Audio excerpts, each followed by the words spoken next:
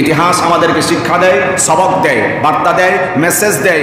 আজও যদি অমুসলিম, অপশক্তি, পরাশক্তি যারা আছে তাদের সাথে আমাদের আদান প্রদান, লেনদেন, রফতানি এগুলো যদি আমরা কিছুদিনের জন্য বয়কট করতে পারি, সময় আসতে পারে এমন অমুসলিম যত পরাশক্তি আছে সমস্ত পরাশক্তিগুলো মুসলমানদের কাছে ভিক্ষার সুরে হাত পাততে বাধ্য হবে।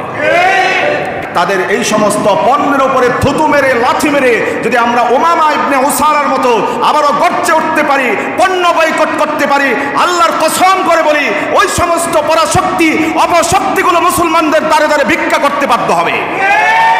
এই জন্য এখন এক একজন উমামা ইবনে উসালা হওয়ার প্রয়োজন।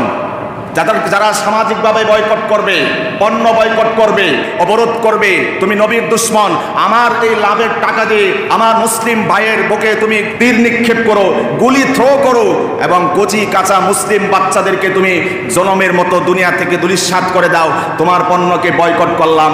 এইভাবে যদি জেনে জেনে আমরা একটি প্ল্যাটফর্মে এসে মুসলমানরা যদি তাদের পণ্যগুলোকে বয়কট করতে পারি, ইনশাল্লাহ অদূর ভবিষ্যতে সুন্দর ইসলামের সোনালী একটি যোগ আমরা দেখতে পাবো বলে আশা করি।